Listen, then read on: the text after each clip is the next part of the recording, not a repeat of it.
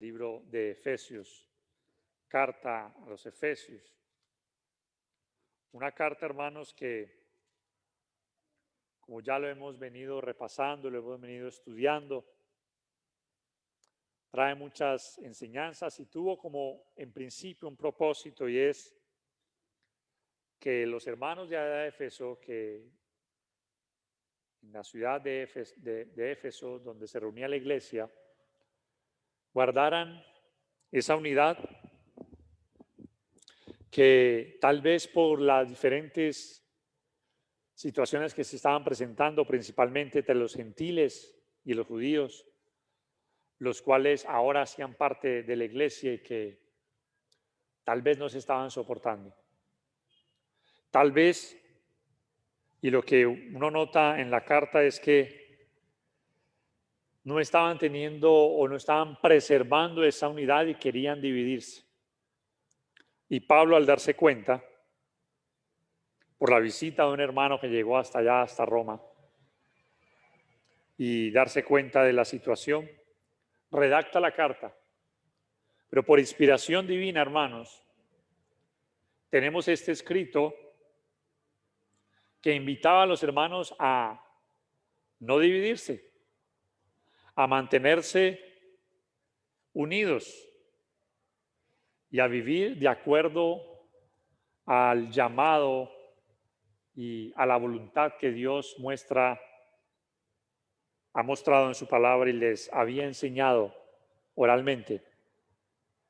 Qué importante, hermanos, es para nosotros pues seguir aprendiendo de esta escritura, de esta palabra que nos ha traído Dios y que ha dejado allí en su palabra para que nosotros la leamos, la comprendamos y la pongamos por obra. Entramos ya entonces al capítulo 4, pero no sin antes repasar, porque es muy bueno y muy importante contextualizar los pasajes, ya que no podemos simplemente estudiar un pasaje sin su contexto, el contexto original, el panorama que traía o que trae esta carta. Y veíamos, hermanos, el miércoles pasado, cuando tuvimos el estudio, la importancia, hermanos, de conocer el amor de Cristo, de saber y por lo menos experimentar, porque no podemos alcanzar a comprender en su totalidad las dimensiones del amor de Dios, pero sí, hermanos, poder experimentar ese amor tan grande que es pleno, que nos llena a tal punto que no nos hace falta nada, en el cual nosotros podemos estar completos. Y por eso Pablo dice, para que seamos llenos de toda la plenitud de Dios. Al saber, hermanos, de que ahora tenemos ese amor y esa plenitud, pues sabemos que en Cristo no hace falta nada. Quien está en Cristo puede tenerlo todo y estar lleno completamente. Como el ejemplo que les colocaba, el vaso de agua lleno, rebosante, que no le hace falta nada y que contiene las características de esa agua de la cual fue tomado, ¿no? De la cual fue llenado. Nosotros, hermanos, ahora tenemos la naturaleza divina y por lo tanto reflejamos ahora el amor de Cristo. Y veamos, hermanos, que Dios ahora que habita en nuestros corazones, que habita en nuestras vidas, es poderoso para hacer todo lo que nosotros no podemos entender o aún podemos pedir. Bien, hermanos, con esto en mente, vemos entonces lo que es ahora el capítulo 4 y en muchos subtítulos, en la mayoría de los subtítulos colocados por el hombre, obviamente estos subtítulos no son puestos, no fueron en principio parte de la escritura original, pero los hombres se encargaron de poner allí esos subtítulos para dar una idea de lo que iba a tratar el siguiente tema. Y creo que en los subtítulos de la mayoría de Biblias aparece la unidad en el Espíritu. Y vamos a ver desde el capítulo 4, vamos a ver, capítulo 4, versículo 1 y 2, que como la iglesia es el eterno propósito de Dios, el cual preparó desde antes de la fundación del mundo para que fuera su pueblo, su alabanza, su fama, su nación, su linaje, pues ese pueblo tiene un carácter, tiene unas virtudes y tiene una forma de vida. Nosotros somos la iglesia del Señor y como iglesia, una de las cosas que nos debe identificar a nosotros principalmente es la unidad. La unidad hace parte, hermanos, y es una de las características del cuerpo de Cristo. No podríamos imaginarnos a Cristo con varios cuerpos. Y cuando hablo de unidad en el cuerpo de Cristo, estoy hablando de la iglesia en su totalidad, a nivel universal, pero como también lo veremos a nivel local. No podríamos imaginarnos una cabeza con varios cuerpos. La Biblia, hermanos, habla de un solo cuerpo, el cuerpo de Cristo, que es la iglesia. Tampoco podemos imaginarnos un cuerpo y varias cabezas. Existe solamente una cabeza y existe solamente un cuerpo. Esa cabeza es Cristo y ese cuerpo es la iglesia. Si no existe eso, pues habría una monstruosidad, algo anormal, que no está dentro de los parámetros de Dios, pero que Dios nos enseña de que existe solamente un cuerpo, y eso lo estudiábamos cuando veíamos el capítulo 2, versículo 16. Ahí nos dice que Cristo, a través de su sacrificio y de su muerte, de la muerte en la cruz, reconcilió a ambos pueblos, ¿en qué? En un solo cuerpo, matando en ella las enemistades.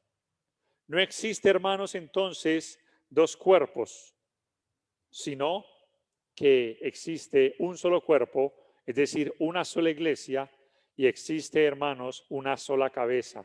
Y Dios, a través de Jesucristo, lo que hizo fue, de esas dos naciones que habían, que eran los judíos, y los gentiles, que eran los demás que no fueran judíos, pues hizo una sola nación, un solo cuerpo, un solo grupo de llamados, un solo linaje. Y no hay duda, hermanos, de que Dios desea esto. Ese es el gran deseo de Dios. Y eso es lo que nos habla la Escritura, que el cuerpo sea siempre uno. Pero es la realidad de nuestras vidas, de nuestros días. A pesar de que esa es la voluntad de Dios, ¿es la realidad de nuestros días? Bueno, ustedes pueden notarlo, ustedes pueden ver que la realidad de nuestros días y de nuestro mundo y a lo largo de la historia es que existe en la actualidad un mundo religioso dividido. Existen muchas y muchas iglesias. Y cuando hablo de iglesias es de grupos denominacionales. Pero sabemos que la Biblia describe que existe solamente y debe existir una sola iglesia. Se dice a lo largo de la historia o de la estadística que en la actualidad hay más de 800 millones de iglesias protestantes. ¿Usted se imagina eso? 800 millones de iglesias protestantes. Porque si hablamos pues de la iglesia tradicional católica romana, pues existe una, obviamente con sus diferentes bifurcaciones que existieron a lo largo de la historia. Pero de entre los 7,000 o más, no sé cuántos habitantes hay, creo que están alrededor de 7,000 millones de habitantes, existen dentro de esos 7,800 millones de iglesias protestantes. Y es que el mundo religioso está dividido. Y como dice una canción que me gusta mucho de Ricardo Arjona, que se llama Jesús es verbo, no sustantivo, Ustedes, no sé cuántos de ustedes lo han escuchado. En este mundo hay más religiones que niños felices. ¿Lo han escuchado?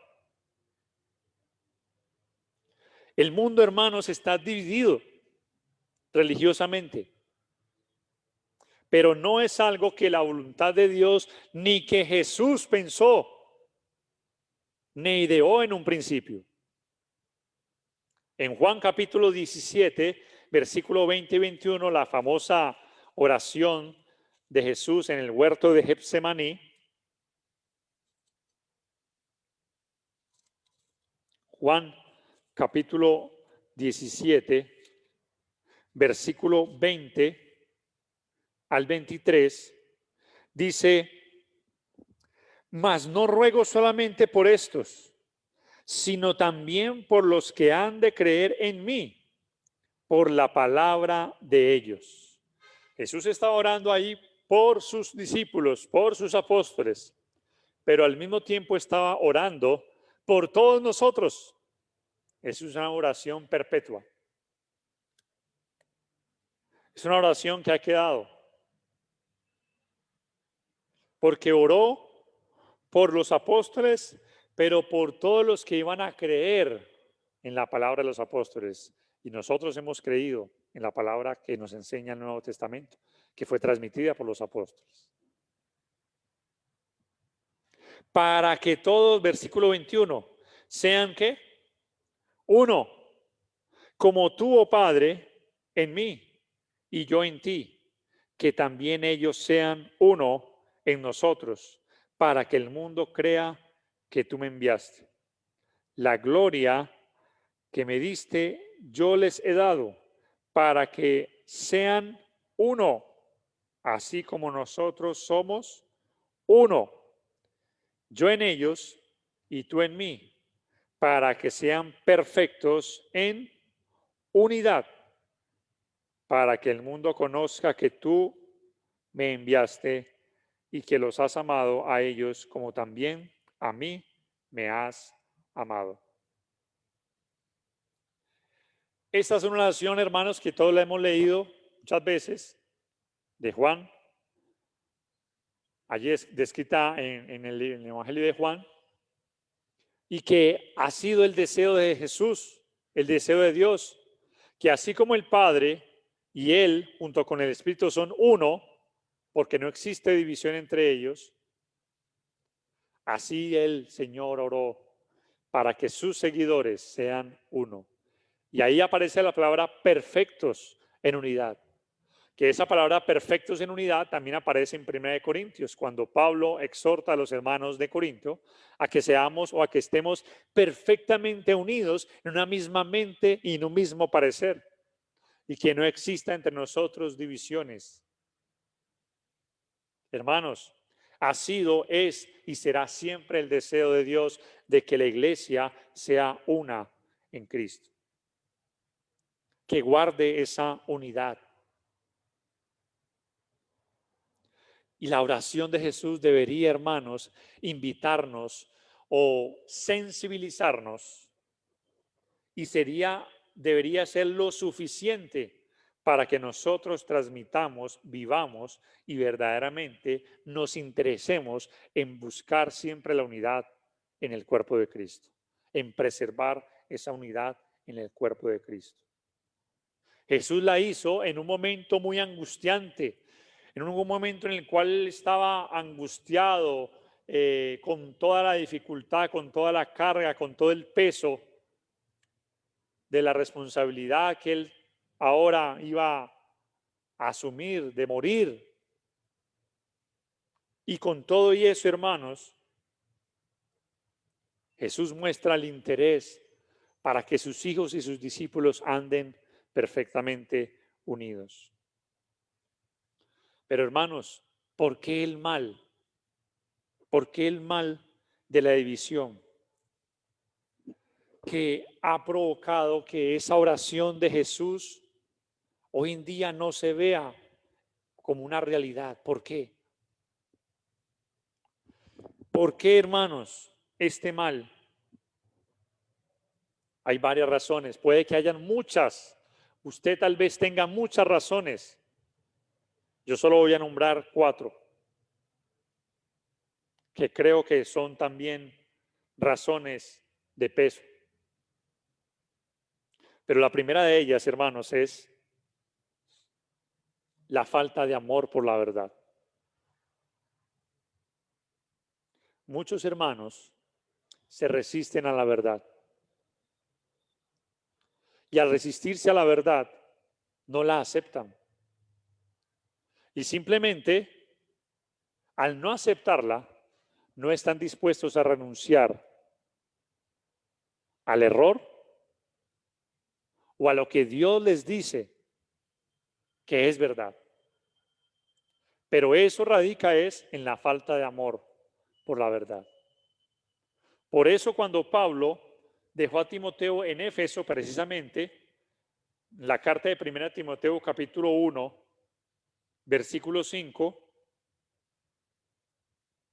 uno de los propósitos por los cuales no debía desviarse Timoteo, ni aquellos que iban a estar en la iglesia y en el ministerio, es que el cristiano, y específicamente aquí hablándole al ministro, no debía de desviarse de 3 cosas importantísimas que debían permanecer en el Hijo de Dios. Primero, amor nacido de corazón limpio, capítulo 1, versículo 5 de 1 Timoteo. Buena conciencia y fe no fingida. Amor nacido de corazón limpio. El amor, hermanos, el amor nacido de corazón limpio me va a llevar a aceptar la verdad tal cual como Dios me la ha revelado en su palabra. Pero el mal de la división y el mal de que el cuerpo de Cristo esté fraccionado, dividido, es por la falta de amor por la verdad. La desviación del corazón al punto de que la persona ya no tiene un amor nacido de corazón limpio, sino que busca sus propios intereses y el error. Y no está dispuesto a aceptar la verdad, sino que se resiste a ella. Y al resistirse a la verdad, hermanos, es simplemente dar lugar y abrir la puerta para el error o para la mentira. Y por eso empiezan las desviaciones. Y por eso empiezan las tergiversaciones de la Escritura. Porque yo no estoy dispuesto a aceptar la verdad. Otra razón, segunda, es que hoy en día muchos, basados en una idea ecuménica, y cuando hablo de ecuménica, estoy hablando del concepto del ecumenismo, que es una doctrina o una filosofía que lo que intenta y lo que procura es unir todo tipo de fe religiosa, no importando en qué se crea, no importando en qué principios se crean, sino que simplemente el hecho de guardar la convicción de que se está sirviendo a un mismo Dios, bueno, no importa cómo creas, en qué creas, o hay que guardar la paz, hay que guardar la conciliación, el respeto, y por eso muchos han entonces, no les ha importado la forma o la doctrina que se lleve, sino que lo importante es que se está haciendo para Dios. Y el hecho de que guarde paz entre las personas, ya eso me lleva a que pueda aceptar cualquier tipo de enseñanza o de doctrina. Pero sabemos, hermanos, que esta idea es completamente equivocada y errada, porque no existe el simplemente seguir o hacer la voluntad de Dios porque simplemente lo estemos haciendo hacia Dios. Recordemos un ejemplo muy básico que también hemos aprendido tal vez muchas veces. Nadab y Abiú, en Levítico capítulo 10, cuando se habla de que ellos quisieron ofrecer a Dios, al Dios verdadero, un incienso, un fuego extraño, pero que Dios nunca le mandó y fueron consumidos por Dios. descendió fuego del cielo y los consumió. El mismo ejemplo de Pablo. Pablo dice la Biblia que él con buena conciencia se dirigía a Dios pensando que estaba haciendo un bien al perseguir a los cristianos. Pero resultó de que eso no era la voluntad de Dios, sino que era algo que estaba fuera de la voluntad de Dios. Entonces la conciencia nuestra no es una guía para que nosotros aprobemos que está bien delante de Dios, no importando lo que hagamos, o que simplemente lo estamos haciendo a Dios, entonces con eso ya nos basta. No, es necesario aprender de la voluntad de Dios. Tercera razón. Muchos no quieren reproducir el cristianismo que enseña el primer siglo o el Nuevo Testamento, porque a muchos les parece anticuado y pasado de moda, y por eso es que a la iglesia hay que hacerle una reforma. Y por eso es que a lo largo de la historia, cuando empezó la iglesia tradicional y algunas personas, entre ellos uno de los precursores del protestantismo o el padre del protestantismo, Martín Lutero, que fue un sacerdote católico alemán, inició una protesta, por eso se llama padre del protestantismo, y estableció unas tesis, pero lo que quiso él y lo que él deseó en un principio fue reformar una iglesia que ya se había apartado del patrón original que Dios había establecido. Entonces, la idea de él no fue restaurar o ir nuevamente a las escrituras del primer siglo, sino reformar una iglesia que estaba completamente apartada del patrón original. Y por eso vemos, hermanos, todas las diferentes iglesias protestantes, y que yo sé que muchos de ustedes conocen la historia de ellas. Y si no las conocen, pues tal vez en otra oportunidad podremos extender más este tema en específico para aprender de la historia de las iglesias. Y el cuarto y último punto dentro de los que yo coloqué, es posible que hayan muchos más, vuelvo y reitero, es uno de los más importantes. Y es que simplemente este mal de la división existe porque no se acepta la guía del Espíritu Santo. En el libro de Juan, en el capítulo 16, libro de Juan capítulo 16, se nos enseña y se nos dice Jesús diciéndole a los apóstoles que cuando venga el Espíritu de verdad, Él los iba a guiar, dice, Él los guiará a toda la verdad. Porque no hablará por su propia cuenta, sino que hablará todo lo que oyere y os hará saber las cosas que habrán de venir. Resalte esa palabra, no hablará por su propia cuenta.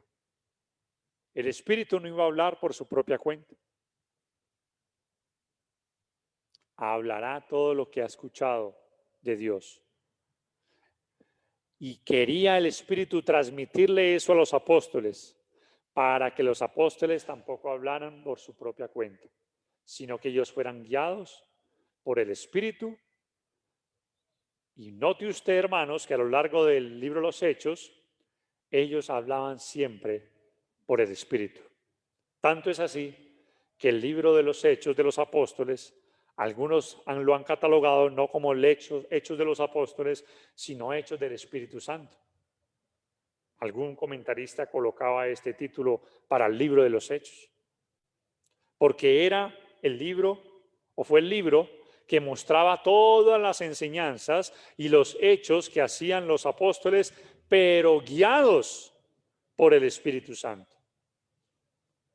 Por eso Jesús les dijo en Hechos capítulo 1, no se vayan de Jerusalén, permanezcan unidos hasta que ustedes sean, ¿qué? Investidos del poder del Espíritu. Ellos no podían iniciar la obra hasta que el poder del Espíritu estuviera dentro de ellos y fueran bautizados con el Espíritu Santo para poder así que la iglesia fuera una realidad. Y hermanos, precisamente el Espíritu Santo es el guía perfecto y completamente exacto, libre de error, para que nosotros podamos guardar esa unidad en el Espíritu. Y el Espíritu Santo está hablándonos a través de su palabra. ¿Por qué existen entonces muchas divisiones? Porque las personas no quieren ser guiadas por el Espíritu Santo. Y el Espíritu Santo está aquí. Y el Espíritu Santo es el que guía a toda la verdad. Y no solamente a un porcentaje de la verdad, sino a toda. Porque ahí entonces volvemos otra vez al punto importante, marcamos el hecho de que la persona que ama la verdad, de que la persona que simplemente desea hacer la voluntad de Dios y no guiarse por sus propios pensamientos, ni simplemente acomodar la iglesia conforme a la manera del siglo que está viviendo, no reformar la iglesia, sino que simplemente va a querer reproducir solamente lo que el Espíritu le ha dicho aquí que reproduzca. Ni más ni menos. Guiados, hermanos, por el Espíritu Santo, que es la guía poderosa, perfecta y única, en la cual todos nosotros debemos basarnos. Vuelvo y reitero, que es posible que usted y yo tengamos más razones por las cuales, más causas por las cuales exista el mal de la división. Yo escogí estas 4. Pero cuando Jesús, hermanos, volviendo al pasaje de Juan capítulo 17, versículo 20, cuando Jesús dijo esas palabras, la iglesia todavía no estaba aquí en la tierra. Pero cuando Jesús dijo esas palabras, ya existía la iglesia en la mente de Dios. Porque acuérdense que la iglesia es el propósito eterno de Dios. Ya existía en la mente la iglesia. Y aunque no estaba físicamente todavía, no existía todavía establecida aquí, sí estaba el propósito eterno. Y esa iglesia, del cual Jesús dijo en Mateo 16, 18, yo edificaré mi iglesia, singular, mi iglesia, es de la que Dios habla aquí en su palabra y de la cual nosotros debemos guardar esa unidad en el Espíritu. Entonces en el capítulo 4, versículo 1, Pablo inicia diciendo, yo pues preso en el Señor, os ruego que andéis como es digno de la vocación con que fuisteis llamados.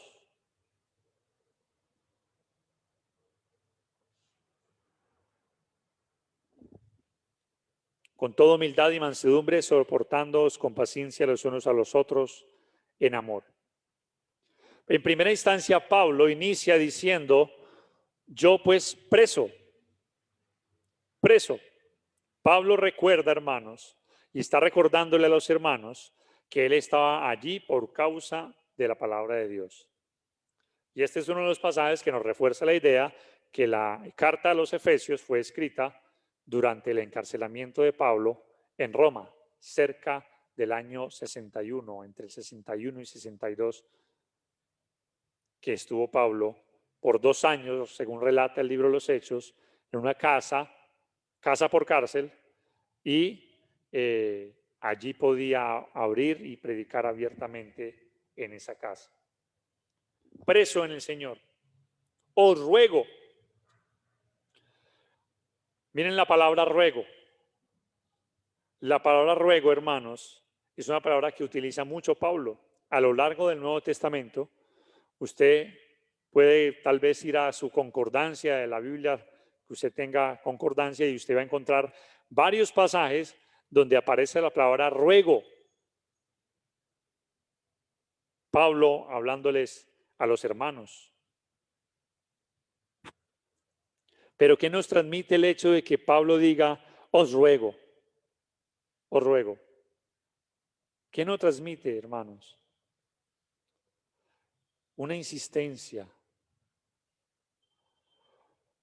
un deseo profundo, algo que Dios desea porque el Espíritu Santo está inspirando al apóstol Pablo.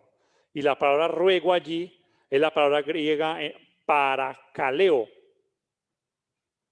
Y la base para esta palabra es apelar y mover a los hermanos a que lo que hicieran no lo hicieran como una exigencia, sino como un llamamiento de parte de Dios. Dios está rogando.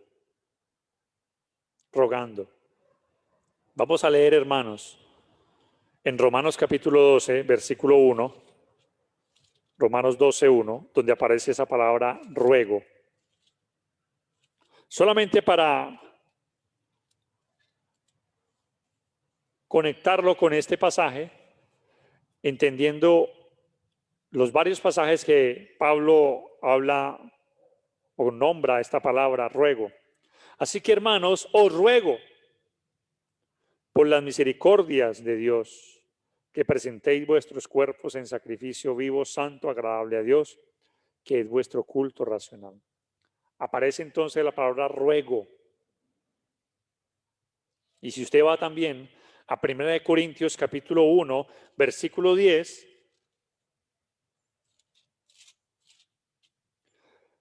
hablando inclusive también del mismo tema que estamos hablando, dice, os ruego, pues, hermanos, por el nombre de nuestro Señor Jesucristo, que habléis todos una misma cosa y que no haya entre vosotros divisiones, sino que estéis perfectamente unidos en una misma mente y en un mismo parecer. Y en Filipenses, capítulo 4, versículo 2, Filipenses, capítulo 4, versículo 2, ruego a Evodia, dice, y a Sintique, que sean de un mismo sentir en el Señor. Entonces, lo interesante del pasaje es que Pablo no inicia diciendo, yo pues preso en el Señor, les mando que anden como es digno de la vocación. Y aunque nosotros sabemos que es un mandamiento andar como es digno de la vocación, porque si no estaríamos desobedeciendo al Señor, Dios quiere apelarnos, hermanos, a la obediencia de corazón. Dios quiere apelar, hermanos, a que nosotros las cosas que hagamos, las hagamos, no porque simplemente la autoridad de Dios, o en este caso la autoridad de Pablo, les está mandando a que anden y busquen hacer la voluntad de Dios y busquen tal vez la unidad. No, hermanos, no debe ser una unidad forzada, es una unidad que nace de un corazón que ha sido transformado por Jesús, donde el Señor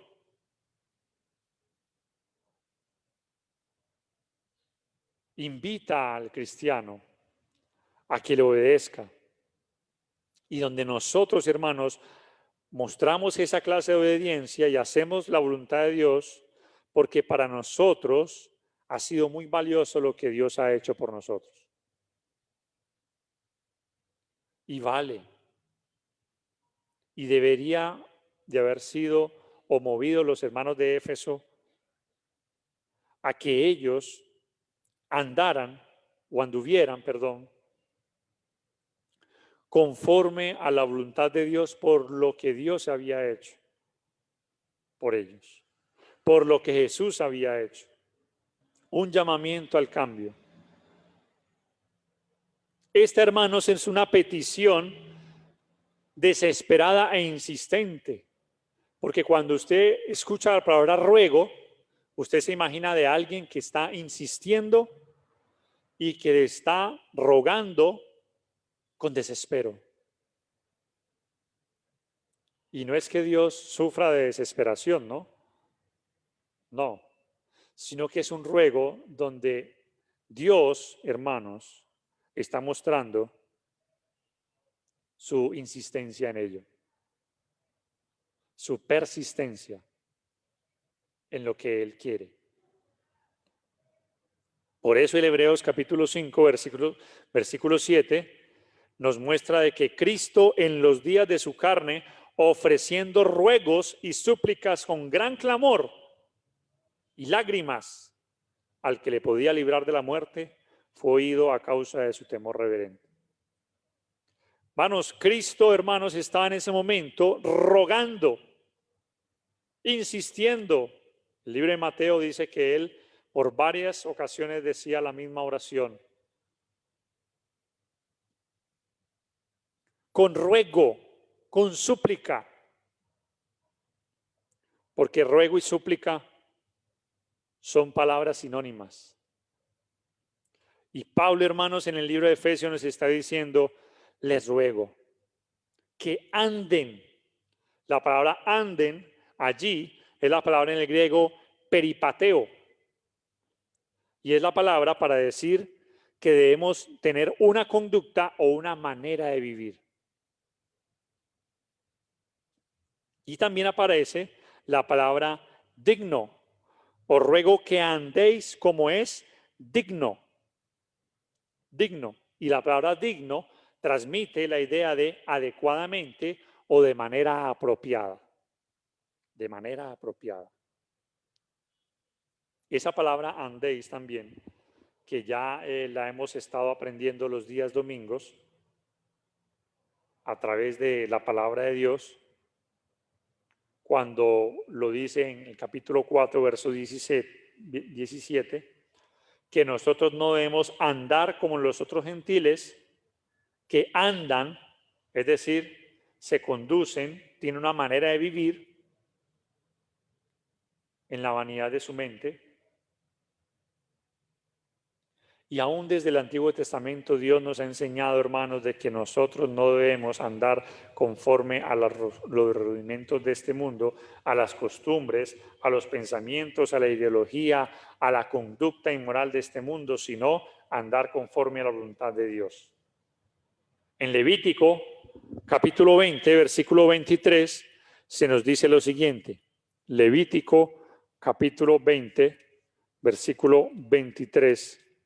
Dice, y no andéis, aparece la palabra andar, ¿no? Y no andéis en las prácticas de las naciones que yo echaré de delante de vosotros, porque ellos hicieron todas estas cosas y los tuve en abominación. Así que cuando el pasaje nos está diciendo, andemos, dice, andéis como es digno, es, hermanos, andar de acuerdo a la manera apropiada, a la conducta apropiada, a la manera de vivir apropiada delante de Dios. No a las cosas de este mundo, sino a la vocación. Aparece allí la palabra vocación, que no es más sino el significado de vocación es llamado. Todos nosotros, hermanos, los que estamos aquí y los que son cristianos que nos están viendo a través de los medios virtuales, digitales, hemos sido llamados. Ahora, hermanos, tenemos una vocación. ¿Cuál es nuestra vocación? El conducirnos como hijos de Dios, conforme al llamado que hemos tenido.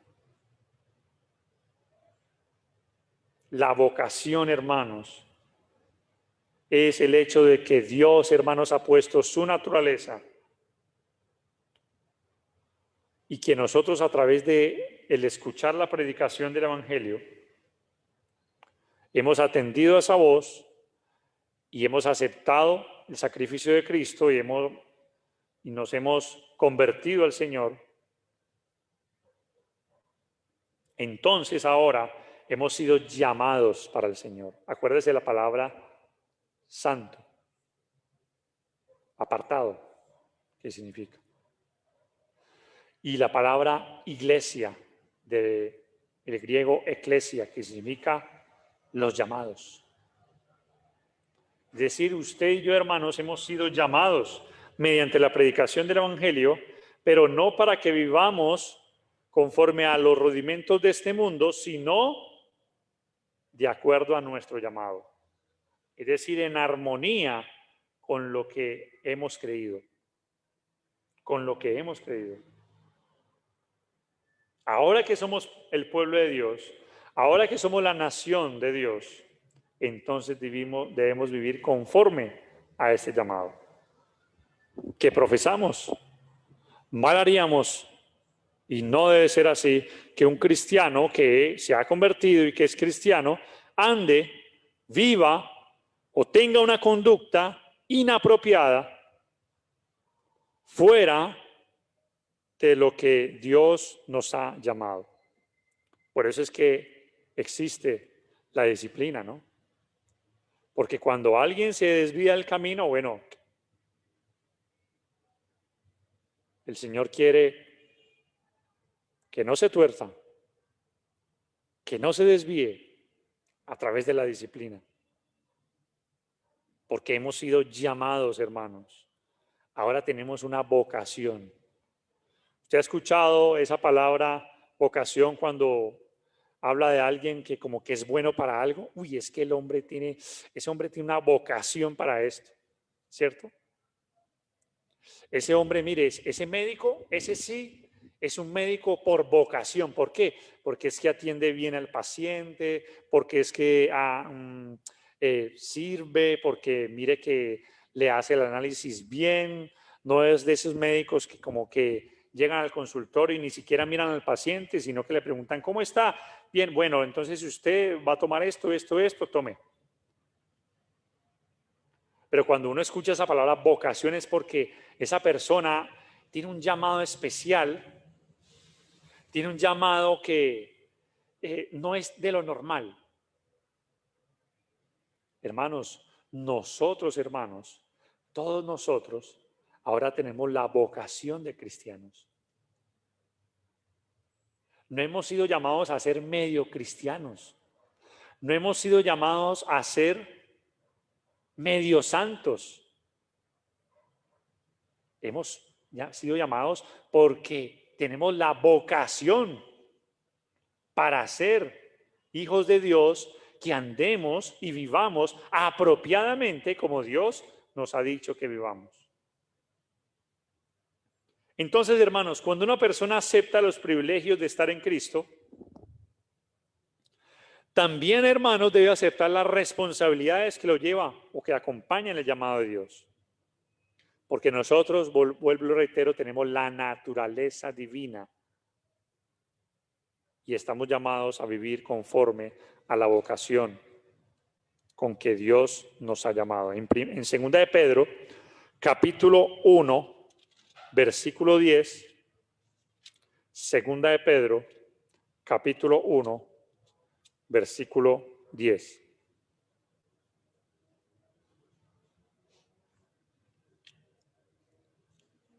Y si contextualizamos este versículo que vamos a leer con lo que ha dicho anteriormente el apóstol Pedro, inspirado por el Espíritu, es que en nuestra vida se nos ha sido dada la naturaleza divina y que todo lo que hacemos, todas las cosas que pertenecen a la vida, es decir, a esta vida y a la piedad, a la vida de consagración, nosotros las debemos demostrar porque se nos ha sido dada esa naturaleza divina, según el versículo 3 del capítulo 1. Miren que ahí lo dice, versículo 3 dice, todas las cosas que pertenecen a la vida. ¿A cuál vida? A esta vida, a la vida venidera, a la vida eterna y a esta vida que estamos viviendo como cristianos. Ahora pregunto, ¿de qué está compuesta la vida? ¿Su vida de qué está compuesta? Bueno, de muchas cosas, ¿no? Los que son papás, de su vida como papá. Los que son hijos, de su vida como hijos. Bueno, todos somos hijos, ¿no? Aquí todos somos hijos. De su vida como trabajador, como ama de casa, como esposo, como esposa, como padre. Ahí está la vida. Está la vida, hermanos, que nosotros vivimos todos los días. Y por eso, hermanos, dice el versículo 10. Y si usted lee todo el contexto, va a hablar, hermanos, de todas las cosas que en nuestra vida debemos añadir. Pero miren lo que dice el versículo 10. Por lo cual, hermanos, tanto más procurad hacer firme vuestra vocación. Miren que Pedro está diciendo, hagan firme a lo que ustedes han sido llamados. Y elección. Procurad hacer firme vuestra vocación y elección, porque haciendo estas cosas no caeréis jamás. Jamás.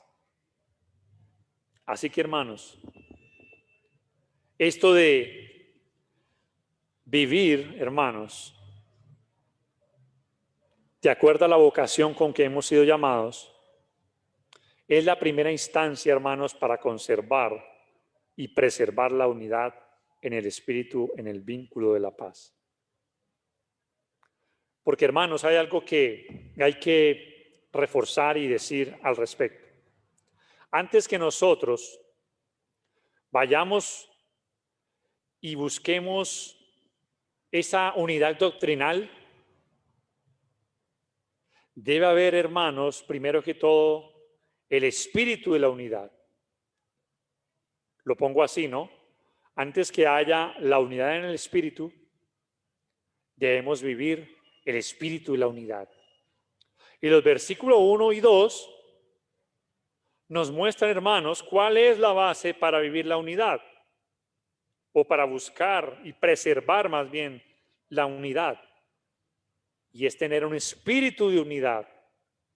¿Y cuál es ese espíritu de unidad? Primero que todo, hermanos, es el saber de que somos cristianos y que debemos vivir conforme a la voluntad de Dios, porque hemos sido llamados. Y en segunda instancia lo dice el versículo 2. Con toda humildad y mansedumbre, soportándoos con paciencia los unos a los otros en amor. Miren que esto no es una consecuencia de la unidad, sino que es algo que está antes de el versículo 3 que nos habla de guardar la unidad en el espíritu.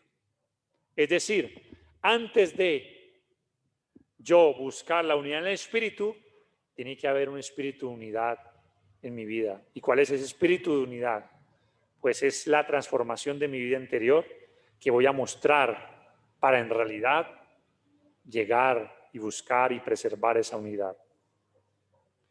Los hermanos de Éfeso, de la iglesia de Éfeso, que estaban compuestos por judíos y por gentiles, no podían simplemente estar unidos porque les tocaba estar unidos, porque estaban obligados a estar unidos, o porque simplemente, bueno, es que así nos lo mandó y tenemos que hacerlo así.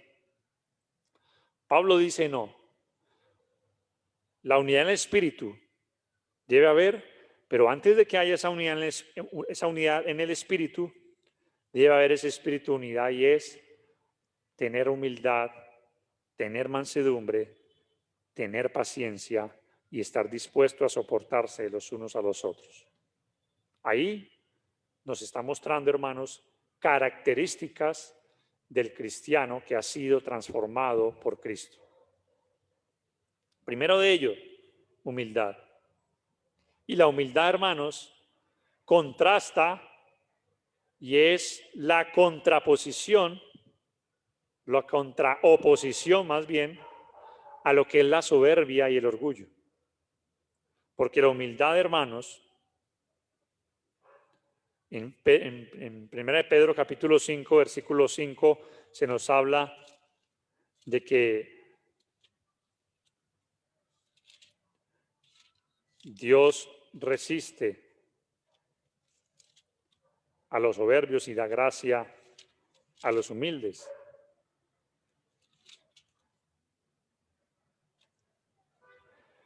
Igualmente, jóvenes, estad sujetos a los ancianos y todos unánimes unos a otros, revestidos de humildad, porque Dios resiste a los soberbios y da gracia a los humildes.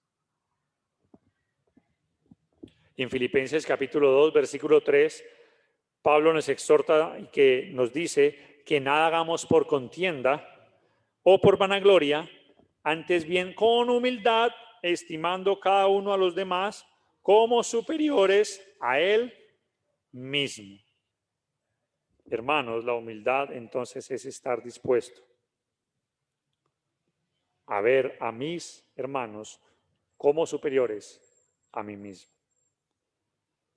Porque vuelvo y reitero, la soberbia y el orgullo es una de las cosas, es uno de los enemigos de la unidad.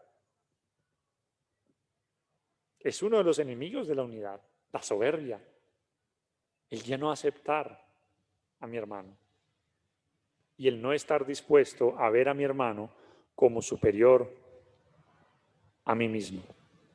El orgullo.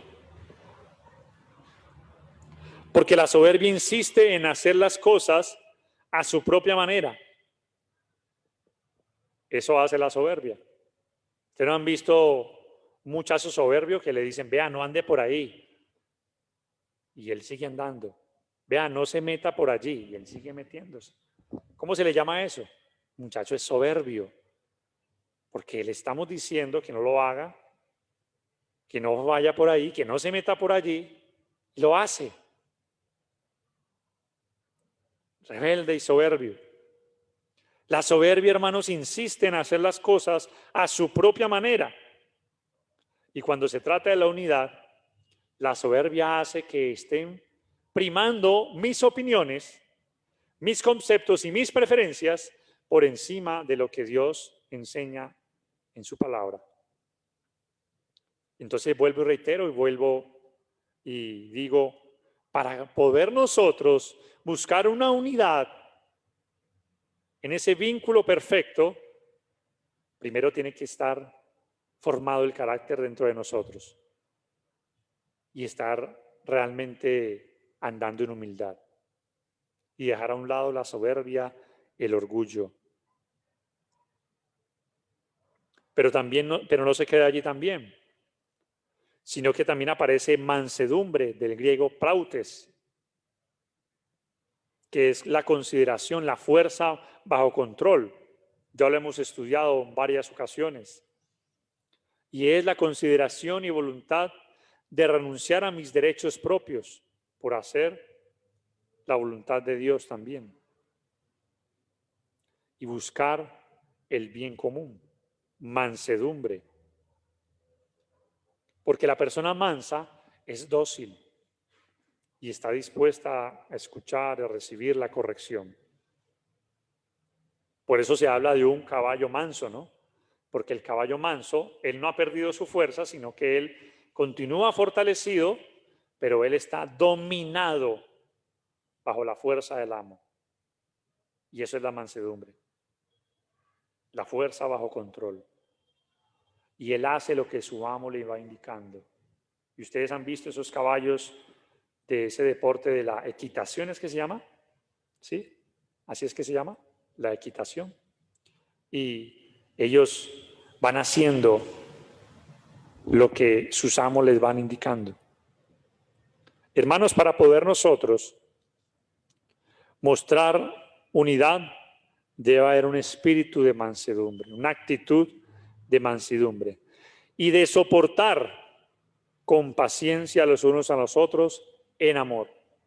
Imagínense, hermanos, que cuando uno soporta, ¿qué soporta uno? Ya creo que lo sabemos, ¿no? ¿Qué es lo que realmente uno soporta? Pues lo que es difícil de soportar, ¿no? Porque uno lo bueno no lo soporta, o usted soporta lo bueno. No, porque lo bueno no necesita soportarlo. Lo bueno se acepta y ya. Lo que uno soporta es lo que es difícil de soportar. Eso es lo que uno soporta. Cuando la palabra dice aquí, soportándoos con paciencia los unos a los otros en amor, nos está diciendo de que el soportar no es simplemente soportar lo bueno, no. Es soportar lo que es difícil de soportar.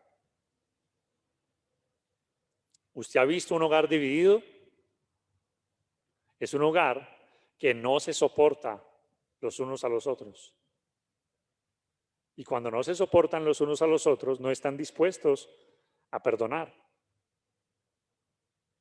Y si no se soportan, pues ahí no hay nada. Y precisamente tu cónyuge o tu hijo o tus hijos, etcétera, tu familia, es diferente cada uno, ¿no? Y ahí estamos dispuestos a soportar. No alcahuetear, no me malinterprete, es soportar. Ahora, ahí aparece la última frase y con esto termino. Soportar en amor. En amor. Porque no se trata, hermanos, de soportar por soportar. Y no se trata de soportar por aguantar. Porque es que algunos no están soportando, algunos están aguantando. ¿Sí o no? Y yo no sé si usted ha escuchado la frase, es que no me lo aguanto más. ¿Sí o no? Es que no lo aguanto. Bueno, ahí no estás soportando, ahí estás aguantando, que es diferente. Y el aguantar te lleva a inflarte, inflarte, inflarte, inflarte, hasta que llega el punto en que explotas y ya no aguantas más. Y cuando no aguantas más, entonces vienen los sartenes, las ollas, los palos de cocina y las ondas electromagnéticas no vistas. ¿Saben cuáles son esas, no? Los gritos. Entonces, no se trata de soportar por aguantar, se trata de soportar en amor, en amor, en amor. Hermanos, vuelvo y reitero y termino con el resumen y la conclusión. Para que haya, hermanos, unidad en el espíritu, debe haber primero una actitud en el espíritu.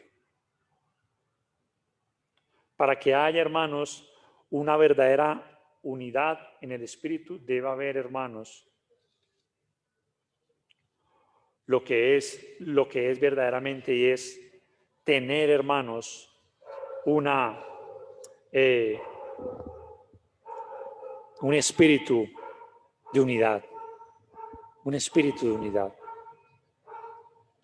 Y ese espíritu de unidad lo vamos, hermanos, a mostrar, a armonizar cuando nuestras vidas están transformadas por el Señor.